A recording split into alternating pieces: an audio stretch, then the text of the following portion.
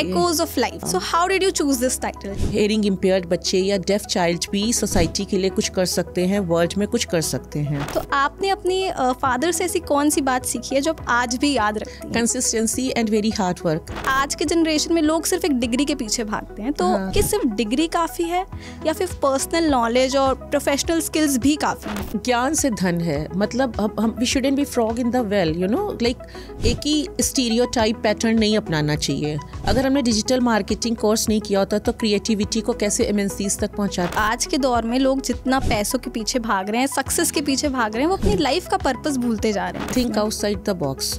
हमेशा दूसरा भी सोचना चाहिए कि ये भी पॉसिबिलिटीज़ हैं। हम लोगों को स्टीरियोटाइप सेम पैटर्न नहीं फॉलो करना चाहिए। Like motherhood for a women is a very beautiful journey, और आज हम देखते हैं कि पेरेंट्स और बच्चों के बीच में एक जनरेशन गैप है। मेरा ऐसा मानना है कि पेरेंट्स का कोई सब्सटीट्यूट नहीं होता, स्पेशली मदर का। उनको टैग नहीं करना चाहिए, बस मेरा ऐसा बिलीव सिस्टम है कि उनका अनलॉक्ड पोटेंशियल ओपन करना चाहिए। जैसे कि आजकल लोग हियरिंग इम्पेयर्ड चाइल्ड को ऐसे देखते हैं जैसे वो एक स्पेशल चाइल्ड है, लेकिन आपने पार्थ को हमेशा एक नॉर्मल चाइल्ड की तरह ट्रीट किया। सोसाइटी का प्रेशर सच में बहुत होता है।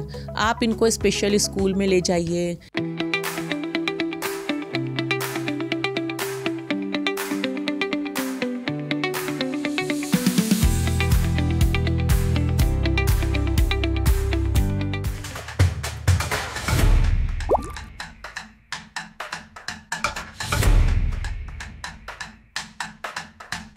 So welcome to the another episode of BFC Publications podcast, where your words meet wisdom and your stories find their voice. यहाँ हम मिलते हैं ऑथर से और जानते हैं उनकी जर्नी, उनकी बुक्स और उनकी स्टोरीज़ के बारे में। तो जैसे कि हम सब जानते हैं, ज़िंदगी एक किताब की तरह होती है जहाँ हर दिन एक नया पन्ना होता है, जो कभी मुस्कुराहट से भरा होता है तो कभी आंसुओं से भरा होता है। तो आज का एपिसोड एक ऐसी ही कहानी के बारे में है। आज हम बात करेंगे एक ऐसी ऑथर से जिन्होंने अपनी किताब से ना ही सिर्फ लिखने का एक अंदाज़ बदला, बल्कि ज़िंदगी को जीने का नज़रिया भी बदला। जी हाँ, अर्चना मेहरोत्रा जी, अ वुमेन ऑफ स्ट्रेंथ, एक राइटर, एक मदर और एक सर्वाइवर भी, जिन्होंने अपनी किताब में अपनी ज़िंदगी के हर जज्बात को लिखा है। जिनकी किताब एक ऐसी ऑटोबायोग्राफी है जो हज़ारों लोगों की आवाज़ है, जो ये बताती है कि ज़िंदगी मुश्किल हो सकती है लेकिन हमें रुकना नहीं चाहिए। तो चलिए आज उन्हीं से हम उनकी कहानी, उनकी ज़ुबानी सुनते हैं as we unfold the untold chapters of her life. So welcome to the podcast, ma'am. Thank you.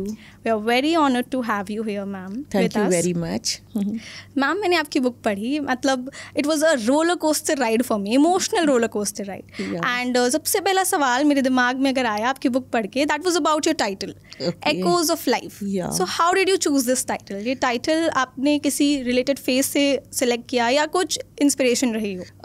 सबसे पहले तो थैंक यू वेरी मच कि आपने अपना कीमती समय निकाल के मेरी ऑटोबायोग्राफी को पढ़ा। हाँ, ऑफ कोर्स, जब हमने रियलाइज़ किया कि मेरा बेटा जो ग्रेजुएशन कर चुका है और सक्सेसफुल केस स्टडी रहा यूनिवर्सिटी का and through out first division, तो हमने सोचा कि अवेयरनेस स्प्रेड भी करनी चाहिए कि हेयरिंग इम्पेयर्ड बच्चे या डेफ चाइल्ड भी सोसाइटी के लिए कुछ कर सकते हैं, वर्ल्ड में कुछ कर सकते हैं। तो हमने I just thought to pen down my thoughts कि हमें ऑटोबायोग्राफी लिखनी चाहिए और वर्ड तक पहुंचानी चाहिए। ओके मैम, बहुत ऑनेस्टली और बहुत रॉनेस के साथ आपने अपनी बुक को लिखा है। तो वो ज़िंदगी में कौन सा मोड़ था, जैसे आपने बोला कि आपने डिसाइड किया, तो वो कौन सा फेज़ था जब आपने डिसाइड किया कि हाँ अब मुझे ऑटोबायोग्राफी लिखनी है? हाँ, वही कि जब मेरा बेटा my son was throughout in normal mainstream, he never went into any special school और एनी स्पेशल सेक्शन। वो कभी गया ही नहीं किसी स्पेशल स्कूल में। तो हमने सोचा कि वो पेरेंट्स जिनको नहीं पता है कि इस तरह की भी इम्प्लांट्स और इस तरह से थेरेपीज़, इस तरह से speech and language pathologist available हैं, उनकी अवेयरनेस के लिए हमने सोचा कि पेरेंट्स को भी इससे कुछ हेल्प मिलेगी कि जिनके बच्चे जो उस लेवल तक नहीं पहुंच पा रहे हैं उनको भी हेल्प बहुत ज़्यादा मिलेगी। इसलिए हमने सोचा कि ये ऑटोबायोग्राफी हमें लिखनी चाहिए और वर्ल्ड तक पहुंचानी चाहिए। बिल्कुल, मैं आपसे एग्री करूंगी। अगर हमारी कहानी ऐसी हो जो और लोगों की मदद करे तो हमें ज़रूर लिखना चाहिए, क्योंकि सबकी लाइफ में ऐसे चैलेंजेस आते हैं। तो मुझे लगता है आपकी कहानी से लोग बहुत इंस्पायर होने वाले हैं। Thank you very much. तो मैम, आपने अपनी बुक में मेंशन किया है that your father and brother was strongest pillar in your life. Yes, of course. Yes, तो आपने अपनी फादर से ऐसी कौन सी बात सीखी है जो आप आज भी याद रखती हैं? Consistency and very hard work. मतलब अगर हम रेगुलरिटी में कोई वर्क करें, like my father was a fragrance designer, perfumers, तो रेगुलरिटी में अगर कोई भी काम किया जाए तो उसका रिजल्ट ज़रूर, जितना आप सिंसियर होंगे उतना ही ज़्यादा आपका वर्क में रिफ्लेक्ट भी होगा. He has provided me man power, support system, and my brother has provided me to get the resources. Like very very famous brand जो रिसोर्सेज होते हैं, लेक शोर है, सुपर डुपर है, तो वो बहुत हेल्पफुल होते हैं. फ्लैश कार्ड के थ्रू टीचिंग, या उसको ट्रैवलिंग करना है, लेके जाना, मैपिंग के लिए लेके जाना है, न्यू इम्प्लांट्स आ रहे हैं. In every sense they have helped me a lot. Yes. So gratitude भी express करने के लिए कि I'm really thankful and I will be thankful to them to provide me such immense manpower and very hard-working system. So I will always be helpful. Like I will always be thankful to them. मेरे पास words नहीं है. Like बिल्कुल. और बेटी के लिए father is the first hero of her life. Yes. और मुझे लगता है वो जहाँ भी होंगे ही will be very proud of you. उनकी आंखों में सिर्फ गर्व होगा जब वो आपको देखते होंगे. हाँ. तो मैम ये थी आपकी फैमिली लाइफ. तो अब हम बात करते हैं आपकी एजुकेशन पे. Yes. जैसे आपने मेंशन किया अपनी बुक में दैट एजुकेशन में आपने कभी एक स्ट्रिक्ट और एक फिक्स्ड पाथ फॉलो नहीं किया. आपने बहुत नई नई चीज़ें एक्सप्लोर करी हैं, नई नई स्किल्स डेवलप करी हैं. Yes. बट आज के जनरेशन में लोग सिर्फ एक डिग्री के पीछे भागते हैं. तो आप क्या हमारे स्टूडेंट्स को सजेस्ट करना चाहेंगे कि सिर्फ डिग्री काफ़ी है या फिर पर्सनल नॉलेज और प्रोफेशनल स्किल्स भी काफ़ी हैं? ज्ञान से धन है. मतलब हम we shouldn't be frog in the well, like एक ही स्टीरियोटाइप पैटर्न नहीं अपनाना चाहिए. अगर हमने डिजिटल मार्केटिंग कोर्स नहीं किया होता तो क्रिएटिविटी को कैसे एमएनसीज तक पहुंचाते कि what my son is doing और उसका अचीवमेंट कैसा है, उसकी प्रोग्रेस कैसी है. इसलिए digital marketing was really helpful for me too, मतलब बेटे को इस लेवल तक डेवलप करने के लिए बहुत ज़्यादा हेल्पफुल रही. एंड MBA ऑल्सो, मतलब MBA अगर हमने नहीं, currently I am pursuing MBA from MIT university, तो it is really helpful for me. मतलब बहुत ज़्यादा हेल्पफुल रहा है. तो मेरा तो स्ट्रॉन्ग बिलीव है कि we all are learners here and it's a ongoing process. तो स्टीरियोटाइप एक ही डिग्री जो है वो सफिशिएंट नहीं है. नॉलेज ज़रूर होनी चाहिए. We should learn at every stage of life. Yeah. तो मैम जैसे you mention that you are still pursuing MBA. Yes. You are in your first semester 2. Okay, semester 2. तो ma'am MBA in finance and digital marketing का सफ़र आपने कैसे तय किया? मतलब what made you arrive here? It was quite interesting. I have learnt a lot from digital marketing. बहुत ज़्यादा सीखा भी हमने. और I have launched my own shopping cart that is by the name of dailymartforyou.in. And it's अभी like उस पर festival offers भी चल रहे हैं. लाइक फेस्टिवल गया, होली गया, या नवरात्रि आया, या ईस्टर इज़ कमिंग. तो you can get to know each and everything, you can get each and everything on my shopping cart. So digital marketing अगर हमने नहीं कोर्स किया होता तो फिर हम अपनी शॉपिंग कार्ट नहीं ओपन कर सकते थे. तो मैम एज एवरीवन नोज़ कि फैमिली हर किसी की लाइफ में बहुत इंपॉर्टेंट होती है. यस. तो आपकी फैमिली से आपने ऐसे कौन से लाइफ लेसन सीखे हैं जो आप आज भी अपनी लाइफ में फॉलो कर रही हैं, जो सीख रही हैं, इंस्पायर रही हैं आप अपनी फैमिली से? Sincerity. Okay. Sincerity and priority. हमने ये सोचा कि बेटे को प्रायोरिटी, चाइल्डहुड इज़ प्रीशियस, तो इसलिए हमने प्रायोरिटी अपने बेटे को दी. मैंने रियलाइज़ ही नहीं किया कि कैसे टाइम पास हो गया. और उस लाइक इतना वर्क था, इतने चैलेंजेस थे. उसकी थेरेपिस्ट से बात करना, इस स्पेशल एजुकेटर से बात करना, रिसोर्सेज अवेलेबल कराना. मुझे रियलाइज़ ही नहीं हुआ कि कब समय निकल गया. जब बेटा डेवलप हो गया तब रियलाइज़ किया कि हाँ सोसाइटी के लिए भी कुछ करना चाहिए, कि उनको भी पता चलना चाहिए कि भाई ऐसे भी एग्जिस्ट करते हैं लोग, इस वजह से. तो मैम जैसे आप अपने बुक में मेंशन किया है आपने कि पर्पस सिर्फ एक अचीवमेंट तक सीमित नहीं रहता है. हाँ. लाइक आज के दौर में लोग जितना पैसों के पीछे भाग रहे हैं, सक्सेस के पीछे भाग रहे हैं, वो अपनी लाइफ का पर्पस भूलते जा रहे हैं. हाँ. तो आपके अकॉर्डिंग एक पर्पस और करियर गोल को लोग कैसे बैलेंस कर सकते हैं अपनी लाइफ में? Think outside the box.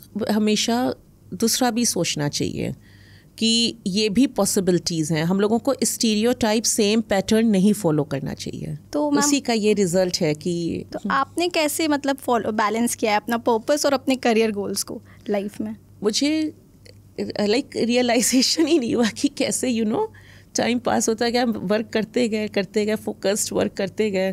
नहीं रियलाइज़ हुआ कि कैसे इतना टाइम निकल गया और सब काम भी हमारे हो गए. रियलाइजेशन ही नहीं हुआ. ओके. तो ma'am, as we know that you are a social worker also. Yes. आप IKMG ऑर्गेनाइजेशन में काम इंटरनेशनल किया खत्री है. महासभा ग्रुप. जी, तो what is the vision of that organization? That's a very big organization, I must say. It's a UK based organization, and it was really helpful for me because earlier I used to write like articles for the magazine, IKMG magazine, and I'm a singer for IKMG radio as well. तो उनका radio है जो broadcast करने में help करता है. And music is a therapy, you know, like आप बहुत स्ट्रेस्ड हैं या ग्रीफ में हैं तो that can be diluted. I am still learning music, twice a week my music classes. And in fact, today I have cancelled my music class and I'm here for this podcast interview. और बहुत ही helpful रहा. तो हम लोग volunteer work भी करते हैं. I used to do volunteer work for such children, disabled children, कि लाइक जो other kind of disability as well except hearing impairment. दूसरे उसके लिए भी NGOs में विज़िट करते हैं. तो IKMG is like great organization, I must say. Okay. तो मैम, जैसे बहुत लोग चाहते हैं कि वो सोशल वर्क करें, समाज सेवा करना चाहते हैं, पर हर कोई नहीं कर पाता है. तो आप उन्हें क्या सजेस्ट करेंगी, कैसे वो समाज सेवा का हिस्सा बन सकते हैं? लाइक क्लोज बाय NGOs में जाना चाहिए, या हॉस्पिटल्स भी हमने विज़िट किए हैं, लाइक कैंसर वार्ड भी विज़िट किए हैं बच्चों को देखने के लिए, because my son was in NICU for 23 days. तो हमने ये सोचा कि जब आप जाएंगे नहीं आउटर वर्ल्ड में तो आपको पता कैसे चलेगा. कंफर्टेबल जोन में नथिंग ग्रोज देयर, कुछ नहीं पता चलता है. तो तब से मेरा माइंडसेट चेंज हो गया and my world has been changed a lot, you know. तो इसलिए आई वुड सजेस्ट कि जो लोग लाइक NGOs हैं आस पास में, उसमें जाना चाहिए. और स्कूल्स में भी हमने जाके किया है, बताया है उनको, यू नो, कि इस तरह से कर सकते हैं. बस दैट्स स्लम में भी गए हैं, स्लम के बच्चों के साथ भी काम किया है. तो बस इसी तरह से डेवलप किया जा सकता है. ये तो पार्ट ऑफ हॉबी, लाइक वो है पार्ट ऑफ योर हॉबी. हाँ. Okay. So ma'am, you have also work for disabled children, differently abled children. So how was your experience? What was different there? ये है कि बहुत कुछ किया जा सकता है ऐसे बच्चों के लिए इंस्टेड ऑफ टैगिंग. लाइक जब मेरा बच्चा स्कूल में पढ़ रहा था तो लोग उसका कॉकलियर इम्प्लांट उछाल देते थे. तो हम लोगों ने ये प्लान किया, सजेस्ट किया कि and it's expensive, you know, बहुत एक्सपेंसिव होता है. तो विदाउट दैट तो वो सुन नहीं सकता. तो हम लोगों ने डिसाइड किया कि मेंटोरशिप प्रोवाइड करनी चाहिए ऐसे बच्चों के लिए. That was really helpful, you know, कि मेंटोरशिप से जो बच्चे नहीं बता पाते हैं कुछ भी, या अनाउंसमेंट कुछ स्किप हो गया है, जो नॉर्मल हेयरिंग के बच्चे हैं वो बता देते हैं, फीडबैक दे देते हैं. और that was very very helpful for such children. आपको सुन के काफ़ी इंस्पायरिंग लगता है कि आप एक मदर हैं, एक राइटर हैं, और उसके बाद भी you are a social worker. एक साथ इतना सारा काम. Thank you very much. तो like motherhood for a woman is a very beautiful journey. Yes. और आज हम देखते हैं कि पेरेंट्स और बच्चों के बीच में एक जनरेशन गैप है. हाँ. तो आपके अकॉर्डिंग आपने अपने पेरेंटिंग में एक जनरेशन गैप को कैसे ब्रिज किया है? हमने हमेशा फ्रेंडशिप की तरह, मतलब फ्रेंड की तरह अपने बेटे को ट्रीट किया. हमने उसको हमेशा बताया कि ये तुम्हारा आर्टिफिशियल डिवाइस नहीं है. और मेरा ऐसा मानना है कि पेरेंट्स का कोई सब्सटीट्यूट नहीं होता, स्पेशली मदर का. आई बिलीव इन दिस कि I don't go into blame game, you know. हमने बस ये सोचा कि इसको अगर हमने नहीं डेवलप किया तो फिर बहुत ही ज़्यादा मतलब परेशानी होगी. तो हम किसी के ऊपर भी लाइक बहुत ज़्यादा एक्सपेक्ट आप किसी से नहीं कर सकते हैं. तो उसको नॉर्मल मेन स्ट्रीम में लाना ही था हमको, इन एवरी सेंस. और बहुत कुछ किया जा सकता है ऐसे बच्चों के लिए. अगर प्रॉपर टीम वर्क हो तो बहुत कुछ ये बच्चे कर सकते हैं. उनको टैग नहीं करना चाहिए. बस मेरा ऐसा बिलीव सिस्टम है कि उनका अनलॉक्ड पोटेंशियल ओपन करना चाहिए और उन्हें टैग नहीं करना चाहिए. बिल्कुल. As you mentioned about friendship ma'am, तो chapter 8 of your book consist about friendship and relationship. Yes. और आज हम देखते हैं कि फ्रेंडशिप सिर्फ सोशल मीडिया तक रह जाती है. टैग करना लोगों को, वही फ्रेंडशिप है. रियल लाइफ कोई फ्रेंडशिप नहीं है लोगों की. सो आपके अकॉर्डिंग एक रियल फ्रेंडशिप और एक रियल रिलेशनशिप मेंटेन करने के लिए व्हाट्स दैट वन थिंग, सबसे ज़रूरी चीज़ क्या है? Honesty, like you know, believe भी होना चाहिए. तो मेरे फ्रेंड्स मतलब जो जैसे उनके हस्बैंड डॉक्टर आर्मी में हैं तो उन्होंने रिपोर्ट्स वगैरह देखी, सजेस्ट किया भाई जब ऐसे बच्चे हो जाते हैं और वो भी फर्स्ट चाइल्ड ऐसा हो जाए तो पेरेंट्स तो अपना कंट्रोल लूज़ कर देते हैं ना, होप्स नहीं रहती हैं. तो उन्होंने सजेस्ट किया कि भाई सूनर द बेटर. जितनी जल्दी बच्चे का लाइक अर्ली इंटरवेंशन से जितनी जल्दी बच्चे को ले जाएंगे उतना ज़्यादा इसको फ़ायदा होगा मतलब. तो my friend was really helpful. So I just thought to mention about her as well कि मॉरल सपोर्ट के लिए बहुत ज़रूरी होता है. Moral support is very important. अगर ऐसा हो जाता है तो पेरेंट्स को मॉरल सपोर्ट ज़रूर देना चाहिए. एकदम ऐसे नहीं कर देना चाहिए कि बस नथिंग, अब कुछ नहीं हो सकता है. उनके होप्स को नहीं वो करना चाहिए, यू नो, ट्रस्ट करना चाहिए. मैंने देखा है कुछ लोग बहुत इल ट्रीट करते हैं ऐसे बच्चों को. वो डिवाइस लगा हुआ देख लेते हैं. तो हमने अपने बेटे को ट्रेनिंग दी कि नहीं, यही तुम्हारे ईयर्स भी हैं. और अब तो आजकल मेडिकल फील्ड इतना एडवांस हो गया है कि gene therapy is about to come. तो वो इम्प्लांट भी हो सकता है इन फ्यूचर हट जाए. तो डॉक्टर्स उस पर रिसर्च कर रहे हैं. Within couple of years maybe gene therapy will be very helpful. Then वो आप बिल्कुल नॉर्मल हेयरिंग की तरह सुनेगा जैसे हम और आप बात कर रहे हैं. उसका ये डिवाइस भी हट सकता है. ऐसा प्रे कर रहे हैं गॉड से कि ये भी पॉसिबिलिटीज़ हैं. सो मैम, आपने ये भी लिखा है कि कुछ चीज़ें, कुछ फ्रेंडशिप्स हमेशा पीछे छूट जाती हैं. हाँ. तो आजकल लोग उससे कैसे टैकल कर सकते हैं? आपने कैसे टैकल किया? कम्युनिकेशन. जैसे कुछ मेरी फ्रेंड्स थे तो वो जो आर्मी में, तो उनके ऑब्वियसली ट्रांसफ़र्स होते रहते हैं, लेकिन हमने उनको हमेशा टच में रखा. यू नो कि वो फीडबैक भी देते रहते थे, बताते भी रहते थे कि आजकल एडवांस ये भी चल रहा है आजकल. उन्होंने उन्हें मॉरल सपोर्ट बहुत दिया. Moral support is very important thing, I must से. और हमने फ्रेंडशिप रखी भी, मतलब मेंटेन करके रखी. उनको बता के कि अब ऐसा हो रहा है, वैसा हो रहा है. तो it works wonder, you know. तो बिल्कुल. और फ्रेंड्स तो सबकी लाइफ में इम्पोर्टेंट होते हैं. हाँ. एक फ्रेंड तो ऐसा ज़रूर होना चाहिए जिससे हम सब कुछ शेयर कर सकें. हाँ, इमोशनल पेन शेयर कर सकते हैं, क्योंकि वो लोग ही समझ सकते हैं कि जब ऐसा हो गया तो after family they stand for you. Yes. Okay. तो ma'am, coming to Parth. Now you have mentioned that Parth was diagnosed with hearing impairment. Yes. In the very early stage of his life. Yes, when he was in NICU. Okay. तो वो premature हुआ था. तो क्योंकि वो AIIMS में था तो फिर डॉक्टर्स ने उसी समय देख लिया था कि इसका कुछ इम्पॉर्टेंट ऑडियोलॉजिकल इवेल्युएशन हुए, लाइक बेरा वगैरह, दैट केम फ्लैट, क्योंकि उसको और भी प्रॉब्लम्स हो गए थे, मेनिंजाइटिस वगैरह. तो वो क्योर करने के लिए यू नो उसको ट्रीटमेंट तो देना ही था. तो उसको बहुत अर्ली स्टेज में डायग्नोज हो गया था. तो उन्होंने कॉक्लियर इम्प्लांट सजेस्ट किया था कि विद इन 3 ईयर्स में हो जाना चाहिए, क्योंकि स्पीच और लैंग्वेज भी बहुत ज़रूरी है. तो हम लोगों ने तभी से अर्ली इंटरवेंशन स्टार्ट कर दिया था. और कॉक्लियर इम्प्लांट में बहुत सारी फेमस MNCs हैं, तो हमने कॉक्लियर चूज़ किया था. तो my son is wearing N7 this time. तो उसका इम्प्लांट ऐसे है कि लाइक अगर आप विस्पर में भी बोलोगे ना तो he will be able to listen. So that's. फिर हम लोगों ने स्पीच थेरेपी स्टार्ट कर दी और मैपिंग वगैरह स्विच ऑन हुआ, मैपिंग हुई. स्पीच थेरेपी का रोल बहुत ज़्यादा इम्पॉर्टेंट है आफ्टर इम्प्लांट. तो उससे फिर पार्थ को बहुत ज़्यादा लाइक राइम्स है, स्टोरीज़ है, एवरीथिंग, यू नो, सब कुछ ज़रूरी था. फिर उसको हम लोगों ने एडमिशन करा दिया when he was able to you know speak something. तो अवेयरनेस की वजह से, इसलिए sooner the better main thing है कि जितनी जल्दी इम्प्लांट हो जाएगा उतनी जल्दी बच्चा सुनने लगेगा ना. बिल्कुल. ये है. तो मैम, बहुत से ऐसे पेरेंट्स हैं जो इस चीज़ से, चैलेंज से डील कर रहे हैं. Like they are the parents of the child who is hearing impaired. So what suggestions you would give them?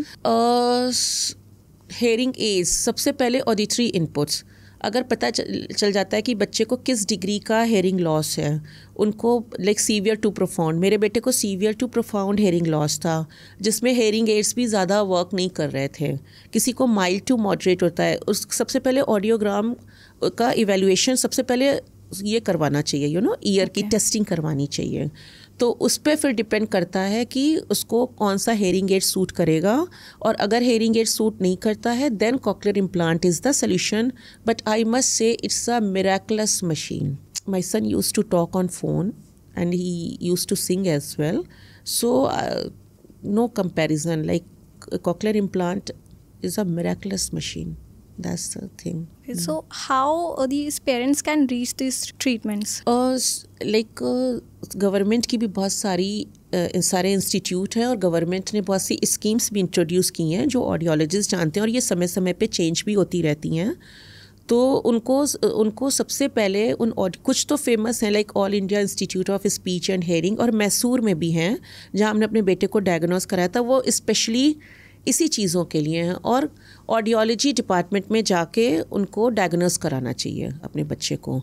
फिर वो हेयरिंग एड्स वगैरह बनते हैं, मोल्ड्स बनते हैं अकॉर्डिंग टू, बहुत सारी हेयरिंग एड्स की कंपनीज़ हैं, उनसे पता करना चाहिए और डिस्कस करना चाहिए, तो सोल्यूशन पॉसिबल है। But therapy is very important, specially auditory verbal therapy. बच्चा सुन के बोले, देख के नहीं बोले, no lip reading, no sign language, सुन के बोलना चाहिए। So that is very important thing.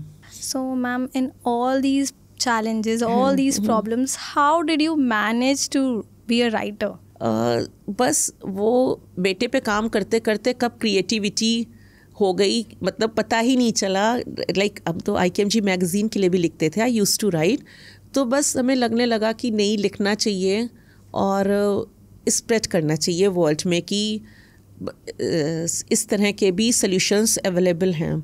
Earlier I was so ignored, मुझे नहीं पता था कि डेफ चाइल्ड के लिए भी कॉकलियर इम्प्लांट है या हेयरिंग एड्स हैं, एंड वो मेरा फर्स्ट चाइल्ड था, तो it was really shocking for me. तो बस यही एक आइडिया दिमाग में आया कि ये लिखना चाहिए, और उसकी वजह से ही हमने ये पेन डाउन किया my thoughts. So ma'am, in one of the chapters you have also mentioned your mother, आपने अपनी मम्मा को भी मेंशन करा है। हाँ, तो यस, आपकी माँ ने कैसा रोल आपकी लाइफ में प्ले किया है? व्हाट थिंग्स शी हैज टीच्ड you? Till now she is helping me, till now. उन्होंने बहुत ज़्यादा हेल्प करी है कि सपोज़ कभी हमें ट्रैवल करना है, कभी हमें बॉम्बे जाना है उसको हॉस्पिटल में फॉलोअप के लिए, तो हमेशा वो साथ में रही हैं, बहुत ज़्यादा हेल्प किया है। मेरे पास वर्ड्स नहीं हैं टिल नाउ। मेरे फादर के जाने के बाद अभी तक वो हेल्प कर रही हैं, मतलब मॉरल सपोर्ट के लिए, और हर तरीके से उन्होंने हेल्प करी है। Okay, and your father was also in a fragrance industry. Yes, so can you tell us about that fragrance industry? Yeah sure, why not. Like we are into this business from more than 5 decades। तो मेरे father का like ये था कि MNCs के साथ भी work करना, परफ्यूम डिज़ाइन करना। मेरी मदर ने उनको भी बहुत ज़्यादा सपोर्ट किया है, और बहुत सारे सोप्स, डिटर्जेंट्स के लिए और फ्लेवर्स के लिए उन्होंने वर्क किया है। तो उसका एक स्ट्रॉन्ग इम्पैक्ट है मेरे मतलब ब्रेन पे कि कोई भी चीज़ सिंसेरिटी से, रेगुलरिटी में की जाए तो उसका रिज़ल्ट ज़रूर दिखता है। I am so much influenced with my father. तो अब तो वो नहीं है, लेकिन अब हमें याद आता है कि उन्होंने कितना ज़्यादा हार्ड वर्क किया है इस इंडस्ट्री के लिए। So maybe in future I have a plan to write a books on perfumery, fragrance and flavors. So that's the thing.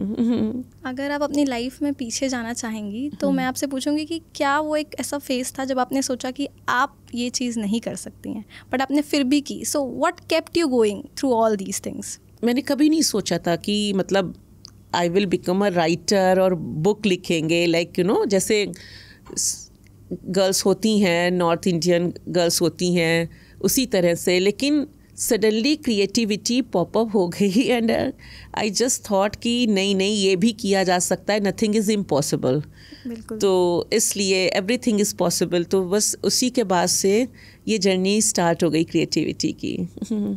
So ma'am, मेरा नेक्स्ट क्वेश्चन ये है आपसे कि अगर आप हमारे व्यूअर्स को एक सजेशन देना चाहें कि जैसे कुछ लोग होते हैं डर के बैठ जाते हैं, हिम्मत हार देते हैं, पर आपने वो हिम्मत हमेशा रखी, आप अपनी लाइफ में इतने चैलेंजेस फेस किए, आप आगे बढ़ी, तो आप हमारे व्यूअर्स को क्या सजेस्ट करेंगे कि वो कैसे इन प्रॉब्लम से टैकल करें अपनी लाइफ में? उनको एकदम से मोराल अपना हाई रखना चाहिए और डिस्कशन करना चाहिए अगर ऐसी कोई प्रॉब्लम आती है। लाइक और भी मेरे बहुत रिलेटिव्स हैं जिनके यहाँ ऐसी प्रॉब्लम हो गई है कि बच्चों को इस तरह से, जैसे स्पेशल चाइल्ड या डिफरेंटली एबल्ड चिल्ड्रन हैं, तो उनको भी सजेस्ट हमने किया। एक्चुअली हमने अपने बेटे को डेवलप करने के लिए कोर्सेज भी किए ऑर्किड से, like school after school remedial reinforcement.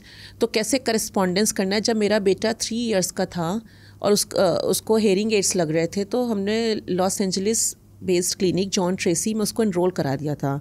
तो बहुत सारे करस्पॉन्डेंस कोर्सेज भी होते हैं ऐसे बच्चों को डेवलप करने के लिए, और उनको अर्ली इंटरवेंशन प्रोग्राम में डालना चाहिए। हमने बहुत सारे पेरेंट्स को सजेस्ट किया कि डबल सिलेबस लेके पहले उनको घर में प्रिपेयर करा देना, जिससे कि स्कूल में उनको कोई प्रॉब्लम ना हो, कि मतलब टीचर्स के पास बहुत सारे वर्क रहते हैं, बहुत सारे स्टूडेंट्स रहते हैं। और रिवॉर्ड प्रोग्राम कि बच्चे ने अगर अच्छा परफॉर्म किया है तो उसको भी appreciation is very important, I must से। बिल्कुल, अगर हम किसी चीज़ को अप्रिशिएट करने लगते हैं तो उसकी प्रोग्रेस जो है वो डिफरेंट हो जाती है।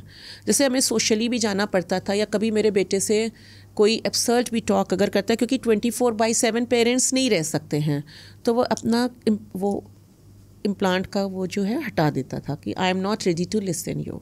ओके। सो बहुत चैलेंजेस हमें भी आए, ऐसा नहीं है, बट हमने उन सबको इग्नोर करके अपना फोकस जो है वो अपने बेटे पे रखा, उसकी प्रोग्रेस पे रखा। हमने करस्पॉन्डेंस और कम्युनिकेशन बात किया। Communication is very important. हमने जितने भी ये समर हॉलीडेज़ हैं ना, वो सब उसके रिसोर्सेज, उसका एजुकेशन, उसका सिलेबस एडवांस में प्रिपेयर करा के उसको स्कूल भेजते थे। तो उस टाइम पे एक सेल प्रोग्राम होता था ऑर्किड्स में, जिसमें वो लोग सिलेबस पहले से मांग लेते थे। When he was studying in Delhi, तो वो सिलेबस पहले से उसको प्रिपेयर करा देते थे, सो दैट उसको ना सेटबैक ना आए। तो हम भी पेरेंट्स को ये बताएंगे कि उसमें कई तरह के लर्नर्स होते हैं। ऑडियो विजुअल लर्नर होता है, किनेस्थेटिक लर्नर होता है। तो क्योंकि मेरा बेटा लिसनिंग से डिप्राइव था, इसलिए हमने उसको ऑडिटरी इनपुट्स बहुत दिए। जैसे वो जब वो टॉडलर में जाता था तो उसकी कार में चैंस परमानेंट बजते रहते थे। लिसनिंग पे फोकस रखा, क्योंकि उसको लिसनिंग देनी थी। मतलब सारे जितने भी म्यूज़िक इससे रिलेटेड हैं, तो अब तो इम्प्लांट्स में इतनी सारी अच्छे लाइक एसेसरीज आ गए हैं कि जिसमें बैकग्राउंड नॉइस रिड्यूस कर दिया जाता है। लाइक अगर IPL मैच आ रहा है and he is fond of matches, तो वो सारी कमेंट्री सिर्फ पार्थ के प्रोसेसर में ही जाएगी। तो उससे पहले जैसे जो डेफ चाइल्ड थे वो वॉल्यूम रेस कर देते थे, बट अभी ऐसा नहीं है। अभी स्कूल में क्लास में अगर टीचर कोई क्वेश्चन पूछ रही है तो वो पार्थ के प्रोसेसर में ही उसको क्वेश्चन जाएगा। सो एसेसरीज़ भी बहुत ज़्यादा अच्छी इंट्रोड्यूस हो गई हैं, जो कि रिमार्केबली लाइक उसको आई मस्ट से कि it's a very good thing. तो अवेयरनेस करने से ही फ़र्क पता चलेगा ना पेरेंट्स को, नहीं तो कहाँ पता चलेगा उनको। बिल्कुल। बहुत सारे इनपुट्स लाइक इस तरह से आउटडोर और इंडोर गेम्स भी होते हैं, जो ऐसे बच्चों को कि लाइक बहुत स्पीड में बॉल नहीं, ये बचा के रखना होता है ना, लाइक यहाँ पे इंसर्शन है, बॉक्सिंग प्रोहिबिटेड होती है। तो इंडोर गेम्स सजेस्ट किए जा सकते हैं, थिएटर सजेस्ट किया जा सकता है, बहुत सारी एक्स्ट्रा करिकुलर एक्टिविटीज़ है जो सजेस्ट की जा सकती हैं। जिनको स्विमिंग पसंद है तो उस तरह की उन लोगों ने कि जो वाटर रेजिस्टेंस चीज़ें हैं, कि या होली आई तो रंग नहीं पड़े, तो उस तरह से उसके प्रोसेसर को कवर करने के लिए बहुत सारी कॉकलियर कंपनी ने एसेसरीज़ भी इंट्रोड्यूस करी हैं। एक्वा बेस्ड जिसमें वो शावर भी ले सकता है और उसका इम्प्लांट भी ख़राब नहीं होगा। या that's very yes so it's very important. So regularity में अगर कोई भी काम सिंसेरिटी से किया जाए तो उसका रिजल्ट ज़रूर दिखेगा। बिल्कुल। और जो आपने बताया, मतलब it's very helpful and technology है so advanced. Thank you. And Parth की स्कूल की जो प्रिंसिपल थी, I will be thankful to doctor Manjula Goswami. उन्होंने बहुत सारे पेरेंट्स से इंट्रोड्यूस भी कराया, और आज भी शायद उनकी मैगज़ीन में पोस्टर में है मेरा पिक्चर प्राउड पेरेंट्स का। और वहीं तो उनको भी बहुत सारी चीज़ें उन्होंने टीचर्स को भी बताया कि लाइक बहुत ज़्यादा कोऑपरेट करना है, क्योंकि जब ऐसे बच्चे हो जाते हैं तो थेरेपीज़ की वजह से इतना टाइम नहीं मिलता है कि नॉर्मल लाइक करिकुलम को भी वो कर सकें। लाइक जो करिकुलम होता है उसको हम लोग एडवांस में प्रिपेयर बच्चों को करा देते हैं, जिससे वो लैग ना करें स्कूल में। Okay, so ma'am my next question is कि जैसे कि आजकल लोग हियरिंग इम्पेयर्ड चाइल्ड को ऐसे देखते हैं जैसे वो एक स्पेशल चाइल्ड है, लेकिन आपने पार्थ को हमेशा एक नॉर्मल चाइल्ड की तरह ट्रीट किया है। सो आप उन लोगों को क्या सजेस्ट करना चाहेंगी? हाँ, ये बहुत अच्छा, सबसे अच्छा क्वेश्चन यही है, क्योंकि सोसाइटी का प्रेशर सच में बहुत होता है। आप इनको स्पेशल स्कूल में ले जाइए या आप इनको डिफरेंट बोर्ड्स में ले जाइए, but my strong belief system is purely verbal environment, no sign language at all. Like any other normal hearing child, बच्चे से बात करनी चाहिए, उसको कलर्स, फ्रूट्स, वेजिटेबल्स सब बताने चाहिए, जैसे हम लोग एक नॉर्मल बच्चे से बात करते हैं। और इसका इम्प्रेशन, इसका इम्पैक्ट भी सच में बच्चे पे पड़ता है।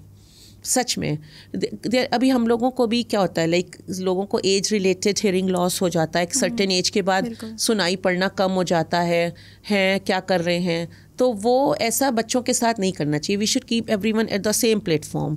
तो वर्बल इन्वायरमेंट सबसे ज़्यादा सपोर्टिव होता है ऐसे बच्चों के लिए, और साइन लैंग्वेज बिल्कुल नहीं यूज़ करनी चाहिए. ये है. वन इम्प्लांट लगा है, he is listening like any other normal hearing child. Even वो स्मॉल भी साउंड होगा ना कट तो वो बच्चा सुनेगा. So therapy is very important, you know. After implant therapy is very important. So बच्चे प्रोग्रेस कर जाते हैं, डेवलप कर जाते हैं. फॉर फ्यू ईयर्स फॉलोअप्स करना पड़ता है, और उसके बस इसके लिए टीम वर्क ज़रूर चाहिए होता है, you know, because too much work. तो यही सजेस्ट करना चाहेंगे. बिल्कुल मैं एग्री करूँगी कि हमें लोगों को हर सेम प्लेटफॉर्म पे रखना चाहिए. Nobody is special, nobody should be, and do not allow anyone to tag such children. उनको टैग नहीं करना चाहिए, अदर थिंग्स भी उनको बतानी चाहिए. तो because he was audio visual learner, तो दैट वाज रियली हेल्पफुल कि उसका स्कूल भी ऐसा था कि जिसमें इस school was equipped with such thing and very very skilled professionals, you know. तो उसको इम्पैक्ट रखा मैंने. जैसे म्यूज़िक में उसको बहुत रखा, जितना वो म्यूज़िक सुनेगा the more he will listen, more he will develop. तो उसको ऑडिटरी इनपुट्स बहुत दिए round the clock till waking hours, जब तक बच्चा जग रहा है. That is why he was enrolled in John Tracy clinic Los Angeles. Okay. So ma'am, like your book title is echoes of life. तो आपने ये एक ऑटोबायोग्राफी है, तो जो लोग ऑटोबायोग्राफी लिखना चाहते हैं आप उनको क्या सजेस्ट करेंगे, कैसे वो एक ऑटोबायोग्राफी लिख सकते हैं, क्या चीज़ वो फॉलो कर सकते हैं रेगुलर अपनी राइटिंग अचीवमेंट. लाइक उनका अगर ऐसा कोई अचीवमेंट है तो उसको, like I am a constructive worker, so I don't believe in blame game. तो मैंने सोचा कि because I am a educated girl, कि अगर हम ब्लेम गेम और इसमें जाएंगे तो बेटा मेरा जो है वो कॉर्नर हो जाएगा. तो अपना फोकस बच्चे पे रख के, या जो भी और प्रॉब्लम है तो उस पर लिख के, बस हम यही सजेस्ट करना चाहेंगे कि जो लाइफ का अचीवमेंट है उसको पेन डाउन करना चाहिए, और वर्ल्ड तक नॉलेज स्प्रेड करनी चाहिए, लोगों को अवेयरनेस करनी चाहिए कि भाई दिस कैन बी हैपन, या ऐसा भी हो सकता है, ऐसा भी किया जा सकता है. बस यही बताना चाहेंगे. ओके. और अगर मैं आपसे कहूँ कि आपको अपनी बुक को एक लाइन में समराइज़ करना हो, तो क्या होगी वो ऐसी लाइन जो सब कुछ कह देगी आपके लिए? मदर का कोई सब्स्टिट्यूट नहीं है. जो मदर कर सकती है वो दूसरों से एक्सपेक्ट भी नहीं करना चाहिए. I totally agree. Yes. तो कभी कभी ज़िंदगी हमें एक ऐसे मोड़ पे ले आती है जिसके आगे सिर्फ हमें अंधेरा दिखता है, लेकिन कुछ लोग इस अंधेरे में भी रोशनी की तरह काम करते हैं, जैसे कि अर्चना मैम. तो अर्चना मैम से आज बात करके ऐसा लगा कि ज़िंदगी में बहुत उलझनें होंगी, बहुत तकलीफ़ होंगी, लेकिन अगर हमारा जीने का जज्बात, जीने का तरीका अगर सही है तो वो हमारी ज़िंदगी भी एक कहानी बन सकती है.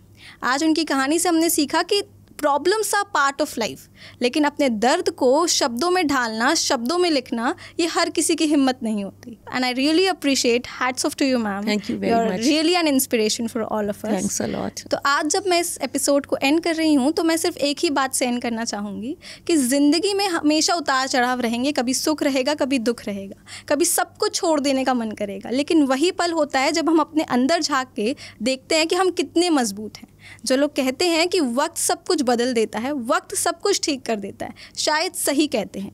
बस हमें इस वक्त में एक हिम्मत चाहिए होती है, और हम सबके अंदर ये हिम्मत होती है, बस उसे जगाने की देर है.